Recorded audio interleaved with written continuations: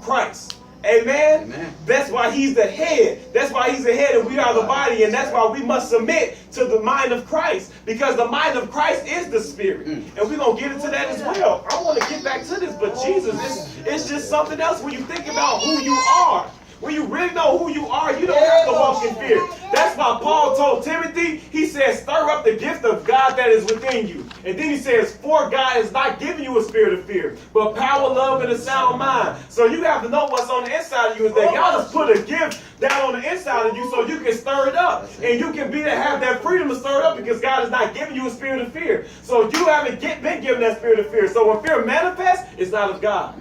So then that's what you got to identify. No, that's nothing but the work of the enemy. It don't conform to that. But then you have to know that God has given me power, love, and a sound mind because I have this treasure in earthen vessels. That the excellency of the power be of God and not of me. So what I'm saying is that it's not about you in the first place. It's about you manifesting the excellency of the power of God. It's not about you anyway. God has put something down on the inside of you that he wants you to manifest for his glory.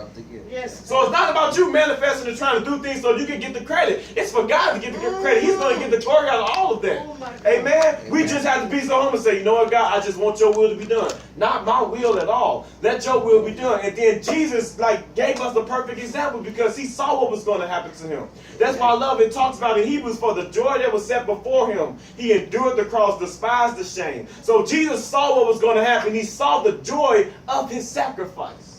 Y'all hear that? Jesus saw the joy of Jesus. Y'all hear that? Jesus saw the joy of his sacrifice. I feel that. I don't know if y'all feel God right there. He saw the joy of his sacrifice. So we have to see past the tests and trials that we're going to have to go through and know that my light affliction, that's just for a moment, working for me a far more and exceeding eternal weight of glory. I look not at what I see, but what I see is only temporary because it's just a light affliction. So my joy is beyond what I see. Because what I see right now is just a light affliction. But it's working for me, amen? Y'all, Jesus was like, I know what's about to happen. I know what I got to go through.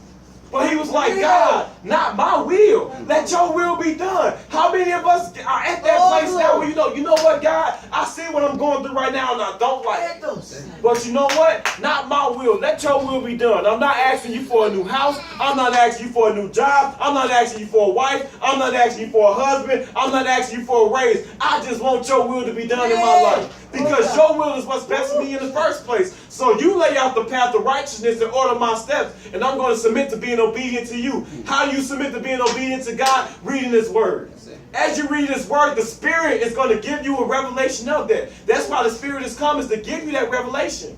Amen? But all that's, again, when he lays out that path, that's the shift. That's when you step into that shift. That's when you put yourself in a position to manifest the culture of heaven on earth. Amen? Jesus.